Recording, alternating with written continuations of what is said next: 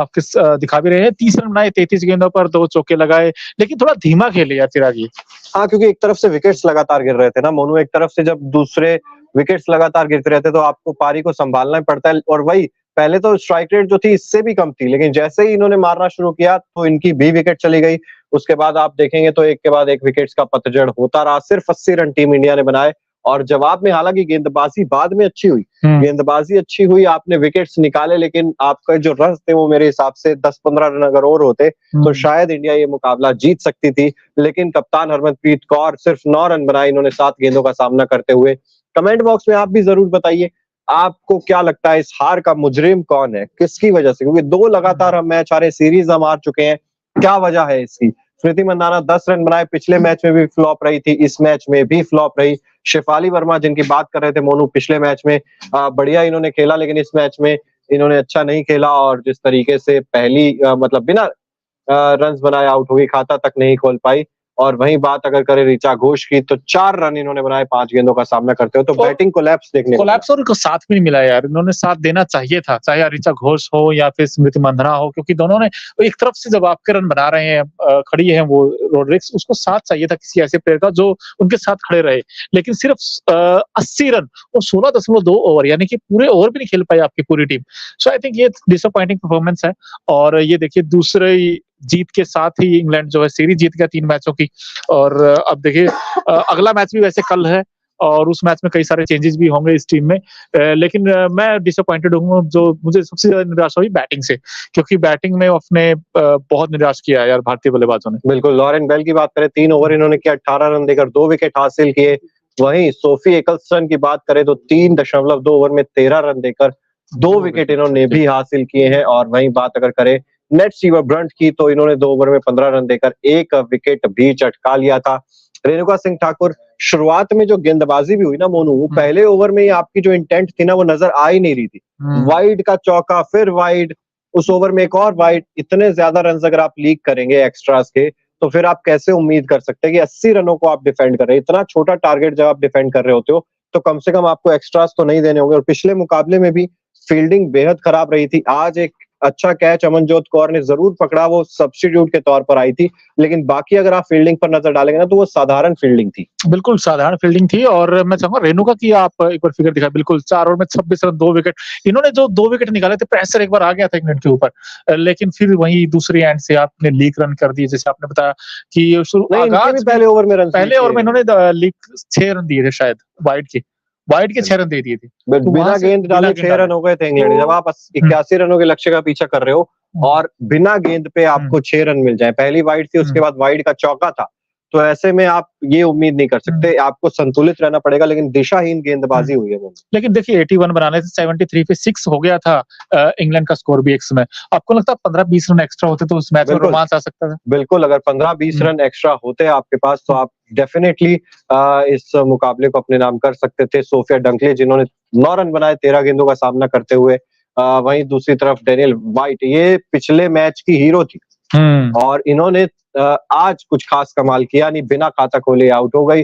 Net स्टीवर Brunt जो दूसरी बड़ी मैच विनर थी पिछले मैच की, दोनों ने अर्धशतक लगाए थे, आज आपने दोनों को खामोश कर दिया।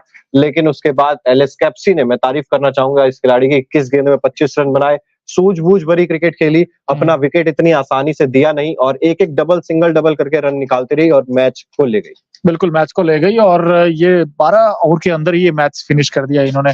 तारीफ बनती है इस टीम की। और देखिए इंडिया को हराना बड़ा मुश्किल होता है, बड़ा चैलेंज होता है, लेकिन इंग्लैंड की टीम की वाकई तारीफ करनी पड़ेगी, क्योंकि पिछले मैच में भी वही है ना, आप एज ए यूनिटी परफॉर्म करोगे ना चिराग, तो वो टीम के लिए अच्छा है। मोनू, यहाँ पर मुंबई में पिछले सीजन में WPL खेला था इनमें से काफी सारे प्लेयर्स, चाहे नेट स्टीवर ब्रंट हो या फिर सोफिया डंकले हो, उसके अलावा भी बहुत सारे प्लेयर्स हैं इंग्लैंड की जो WPL खेल चुके हैं। और हमें पता है WPL पूरे तरीके से मुंबई में खेला गया था, तो कंडीशन से मतलब इतनी भी ज्यादा वो ये नहीं था कि दूर थी, वाकिफ थी कंडीशंस किस तरह की होंगी। हाँ, होम एडवांटेज, आपको होम क्राउड का सपोर्ट जरूर होता है, लेकिन इतना निराशाजनक प्रदर्शन होगा, आप लगातार दोनों ही मैचेस पहले हार जाएंगे। अब आप एक मैच जीत भी लेंगे, आप सीरीज नहीं जीत पाएंगे, लेकिन यहाँ से भी वो कहते हैं ना कि आपको एक हौसले के लिए बाउंस बैक करना जरूरी है। अगर आप व्हाइट वॉश क्लीन स्वीप हो जाते हैं तो फिर बहुत ज्यादा निराशा हाथ लगेगी। बिल्कुल, निराशा हाथ लगेगी और देखिए आज मैं तो बैटिंग का फिर बार-बार यही कहता हूँ कि इंडियन टीम के लिए जो सेटबैक किया है, बैटिंग ने किया है क्योंकि 2 बैट्समैन सिर्फ डबल डिजिट में गए हैं। इसके अलावा किसी बैट्समैन ने वो इंटेंट नहीं दिखाया विकेट पे खड़े होने का, ना वो उस तरीके से वो विदाउट फुटवर्क मतलब एक जगह खड़े-खड़े वो आउट होने का प्रयास किया और 3-4 आपके टॉप ऑर्डर सारे के सारे एलबीडब्ल्यू आउट हुए चिराग। मतलब या तो अक्रॉस द लाइन मार के शॉट आउट हुए हैं या तो उस तरीके का इंटेंट जब तक आपके बैट्समैन रन नहीं बनाएँगे तो टीम स्ट्रगल करेगी और आज भी देखिए स्ट्रगल इसलिए किया क्योंकि आपके रन बोर्ड पे कम थे। अगर 110 115 होते तो मेरा अभी मानना है कि टीम इंडिया फाइट कर सकती थी क्योंकि 73 पे आपने भी 6 आउट कर दिए थे। सो ये एक दिक्कत रही है चिराग मेरे ख्याल से। बिल्कुल दिक्कत रही है और अगर आप देखेंगे ना तो जिस तरीके से फुटवर्क इंग्लैंड की टीम ने दिखाया वैसा आपने नहीं दिखाया और लास्ट के ओवर से वो भी फंसते जब खास तौर पर जब दीप्ति ने 2 बॉल में 2 विकेट निकाल दिए थे तब एक बार लग रहा था कि क्योंकि 8 रन चाहिए थे तब वहां से और अगर एक आध विकेट वहां से और मिल जाता तो पासा पलट सकता था। लेकिन वो कहते हैं बहुत देर हो गई थी, वो विकेट्स आते आते बहुत देर कर दी थी। रेणुका सिंह ठाकुर ने अच्छा ओवर किया था दूसरा, लेकिन उससे पहला ओवर जो था वहीं पे ही कहीं ना कहीं आपने मोमेंटम लूज कर दिया था। जब आप छोटे टोटल्स डिफेंड कर रहे होते तब आपको एकदम वो कहते हैं ना कि मुस्तैद रहना होता है फील्डिंग में, आपको एक एक रन की कीमत पता होनी चाहिए। और वो जो आप बात भी कर रहे थे कि हाथों के अंदर से चौके जा रहे थे, जो मतलब ऐसा लग रहा था बटर मलाई मक्खन लगा के आई थी, फील्डिंग खराब। और जो इस टीम के हेड कोच बने अभी अमोल मजूमदार, उन्होंने भी इस चीज का जिक्र किया था कि अगर सबसे ज्यादा किसी चीज पर काम करने की जरूरत है भारतीय महिला क्रिकेट टीम में तो वो फील्डिंग है। तो उन्होंने साफ तौर पर कहा था और बात करते हुए भी नजर आए थे, जेमिमा रॉड्रिक्स से बात करते हुए नजर आए थे, कप्तान हरमनप्रीत कौर से मैच से पहले बात कर रहे थे।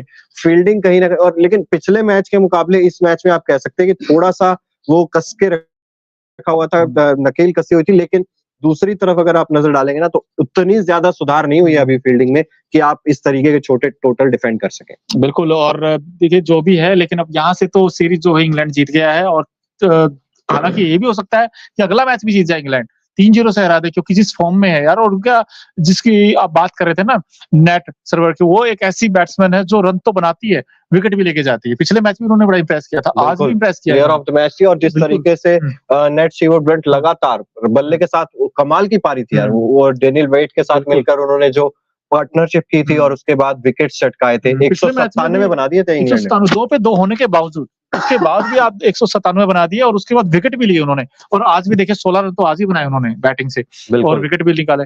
लेकिन यार सवाल वही रहेगा बार-बार कि चाहे शेफाली वर्मा हो या फिर स्मृति मंधाना हो और हरमनप्रीत के ऊपर बड़े सारे सवाल है। कैप्टन है और इस कैप्टन के रन नहीं आए चिराग दोनों मैचों में।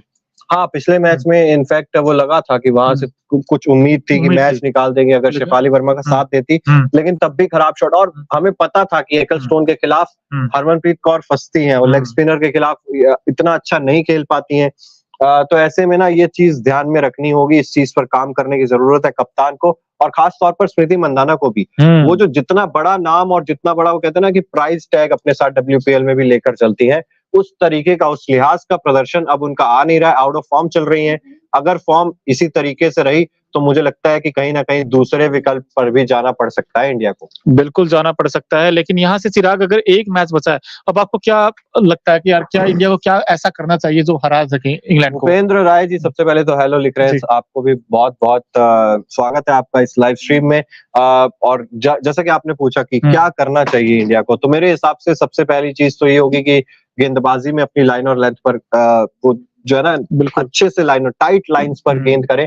और क्योंकि पिछले मैच में भी अगर आप देखेंगे ना तो गेंदबाजी नहीं, वहां पर 197 नहीं बनने चाहिए थे, वो आपने पहले ज्यादा रन दे दिए और उसके बाद बल्लेबाजों ने उतना ज्यादा बेहतरीन प्रदर्शन नहीं किया। वो ठीक है, आज भी वो कहते हैं ना कि गेंदबाजों पर कम और बल्लेबाजों पर आज ज्यादा, तो दोनों डिपार्टमेंट्स मुझे लगता है थोड़ा थोड़ा काम करने की जरूरत है।